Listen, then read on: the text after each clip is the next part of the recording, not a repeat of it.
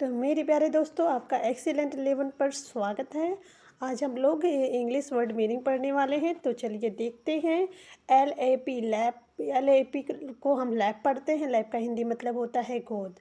MAN को man पढ़ते हैं। मैन का हिंदी मतलब होता है आदमी। MAD को मैड पढ़ते हैं। मैड का मतलब होता है पागल। MAP को मैप पढ़ते हैं। मैप का हिंदी मतलब होता है नक्शा। मैप का मतलब होता है नक्शा। COD को कोड पढ़ते हैं। कोड का मतलब होता है कार्ड। ओके।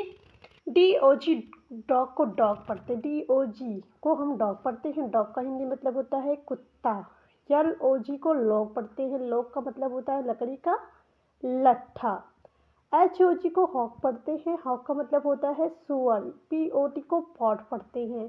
पॉट का मतलब होता है बर्तन। SET को सेट पढ़ते हैं। सेट का मतलब होता है तय करना। सेट का मतलब होता है तय करना। WET को वेट पढ़ते हैं। वेट का मतलब होता है गीला। वेट का हिंदी मतलब होता है गीला।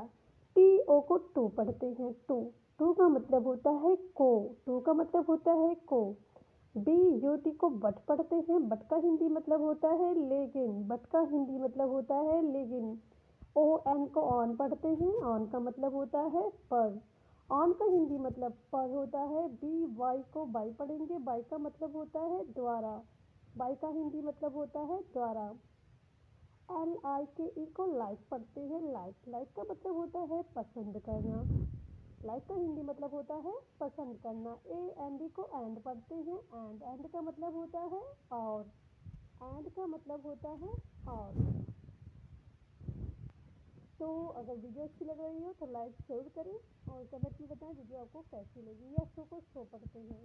शो का मतलब होता है इसलिए। शो का हिंदी मतलब होता है इसलिए। CAN को कैन पढ़ते हैं। कैन का मतलब होता है कर सकना। कैन का मतलब होता है कर सकना। LOOK को लुक पढ़ते हैं। लुक का हिंदी मतलब होता है देखना। लुक का हिंदी मतलब होता है देखना। TOOK को टूक पढ़ते हैं। टूक का मतलब होता है लिया। टूक का हिंदी मतलब होता है लिया। HOOK को हुक पढ़ते हैं। हुक इसका मतलब होता है अंकुश। हुक का मतलब होता है अंकुश। FROOF को प्रूफ पढ़ते हैं। प्रूफ का हिंदी मतलब होता है सबूत। प्रूफ का हिंदी मतलब होता है सबूत। तो देखिए, BED को हम बेड पढ़ते हैं। बेड का हिंदी मतलब होता है बिस्तर। बेड का हिंदी मतलब होता है बिस्तर। PEN को हम पेन पढ़ते हैं। पेन का हिंदी मतलब होता है कलम। पेन का हिंदी मतलब होता है कलम। LEG को लेग पढ़ते हैं। लेग का हिंदी मतलब होता है टांग। लेग का हिंदी मतलब होता है टांग। MEN को मैन पढ़ते हैं। मैन का हिंदी मतलब होता है पुरुष। मैन का हिंदी मतलब होता है पुरुष। बेड का मतलब होता है बिस्तर। पेन का मतलब कलम। लेग का मतलब टांग और मैन का मतलब पुरुष या आदमी। MEET को मीट पढ़ते हैं। मीट का मतलब होता है मिलो या मिलना। NEED को नीड पढ़ते हैं। नीड का मतलब होता है ज़रूरत या ज़रूरी। PELL को पील पढ़ते हैं। पील का मतलब होता है छिलना। BEEN को बीन पढ़ते हैं। बीन का मतलब होता है गया। KNEE को कनी पढ़ते हैं। कनी का मतलब होता है घुटना। घुटना, ठीक है। NEAR को नियर पढ़ेंगे। नियर का मतलब होता है पास या नज़दीक, पास में या नज़दीक। नियर का मतलब होता है। FEAR को फेयर पढ़ते हैं। फेयर का हिंदी मतलब होता है डर। TEAR को टीयर पढ़ते हैं। टीयर का मतलब होता है आंसू। BEAR को बेर पढ़ते हैं। बेर का मतलब होता है भालू। बेर का मतलब होता है भालू। DEAR को डियर पढ़ेंगे। डियर का मतलब होता है प्रिय या प्यारा। प्रिय या प्यारा, ठीक है। LEAST को लिस्ट पढ़ते हैं। लिस्ट का मतलब होता है कम से कम। NEAT को नीट पढ़ते हैं। नीट का मतलब होता है साफ, ठीक है। FEAST को फीस्ट पढ़ते हैं। फीस्ट का मतलब होता है दावत। HEAP को हिप पढ़ते हैं। हिप का मतलब होता है ढेर। हिप का मतलब ढेर होता है। तो डियर फ्रेंड्स, वीडियो कैसी लगी कमेंट में ज़रूर बताइएगा। तो देखिए, अब हम लोग पढ़ने वाले हैं सेंटेंसेस, ठीक है। सेंटेंसेस, छोटे छोटे सेंटेंसेस है। अभी तक हम लोगों ने वर्ड मीनिंग पढ़ी। तो पहला सेंटेंस है sit down. Sit down, SIT को सिट पढ़े, DOWN को डाउन पढ़ते हैं। तो सिट डाउन का हिंदी मतलब होता है बैठ जाओ, बैठ जाओ।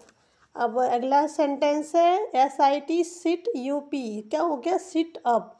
तो सिट अप का हिंदी मतलब क्या होता है? सिटअप का हिंदी मतलब होता है जागते रहना। व्हाट्स योर नेम, किसी से पूछना है आपका नाम क्या है, तो इंग्लिश में कहते हैं what's your name. What's your name, आपका नाम क्या है, आपका नाम क्या है, ठीक है।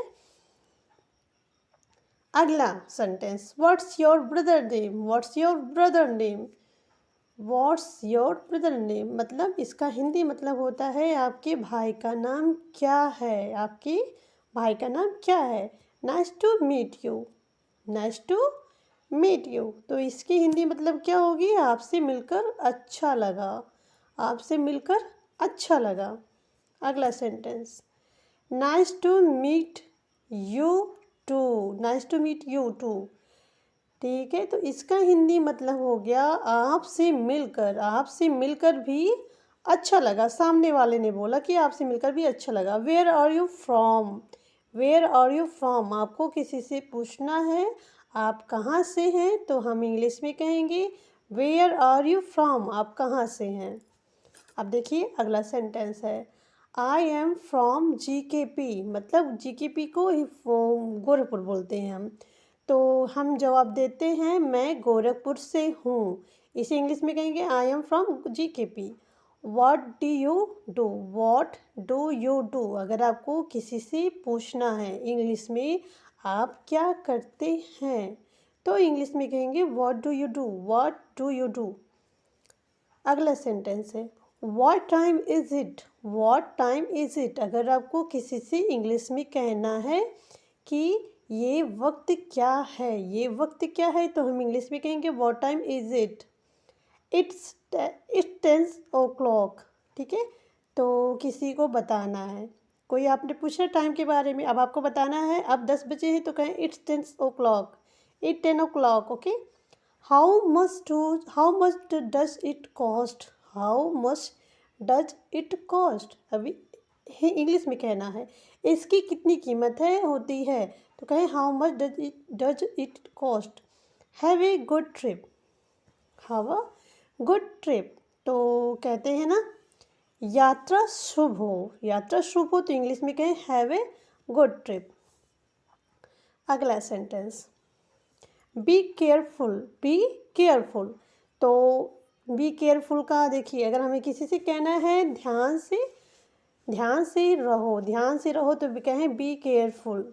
अगला सेंटेंस गुड लक, किसी से बोलना है गुड लक। गुड लक मतलब होता है जैसे हम किसी को बोलते हैं आपको कामयाबी मिले, ठीक है, तो हम इंग्लिश में कहेंगे गुड लक। अगला सेंटेंस है कंग्रेचुलेशंस। कंग्रेचुलेशन, अगर किसी को बधाइयाँ देनी है तो हम इंग्लिश में कहते हैं कंग्रेचुलेशन, कंग्रेचुलेशन।